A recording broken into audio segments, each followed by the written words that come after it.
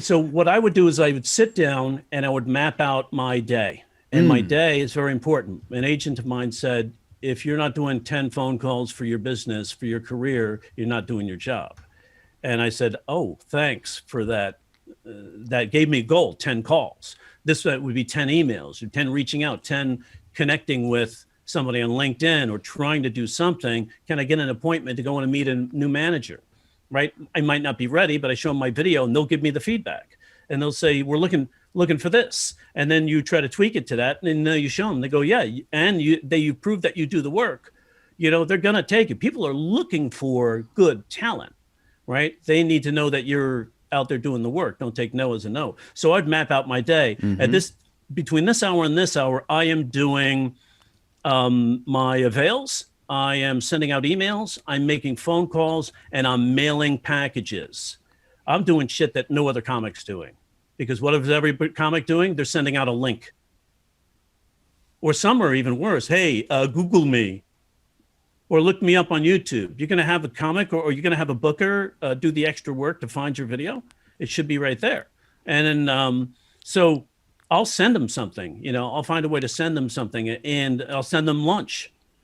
Send them lunch and a QR code. While you're eating your lunch, use this QR code to look at my 6 minutes. Interesting.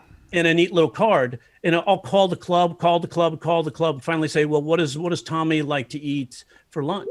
Well, he likes his Chinese place right next door. And it's like, what's his favorite? And then I'll call that place and send them the card to send over with the food, buy them lunch.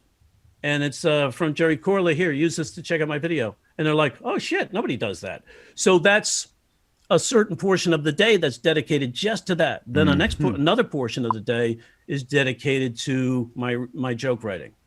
And then another part of the day is dedicated to my social media or whatever. And it's hard, man. It's hard to do all of that. Yeah. But if you think of yourself like an enterprise, all of those things are different departments in your enterprise.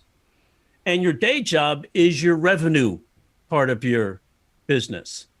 That's bringing in the revenue to help you to put food on the table and survive and keep your business moving along as you're working in that startup, But if you don't divide that time and put it in your date book or put it on your phone as a time reserved for this, as an appointment for yourself, then you're not going to get to it.